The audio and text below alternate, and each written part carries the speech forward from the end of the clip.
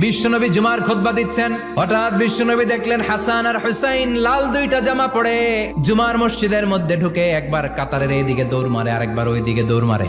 বিশ্বনবী খুতবা থামিয়ে দিলেন, মিম্বার থেকে নেমে হাসান হুসাইনকে দুই হাতে টানতে টানতে মিম্বারের উপরে নিয়ে আসলেন যাতে মুসল্লিদের ডিস্টার্ব না হয়ে যায়। হাসানকে ডান হাতে ধরে হুসাইনকে বা হাতে ধরে বাকি খুতবাটা বিশ্বনবী তখন শেষ করলেন। আবার বিশ্বনবী জুমার খুতবা দিতে দাঁড়ালেন, এক সাহাবী এসে বসে বলল, বিশ্বনবী বললেন, কম দাঁড়াও, 2 রাকাত পড়ছো?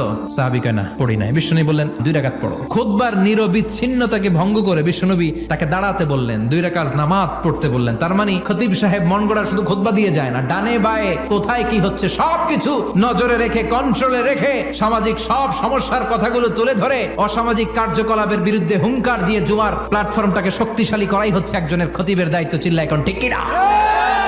এ কাজই করেছেন বিশ্বনবী 500টা খুতবায়।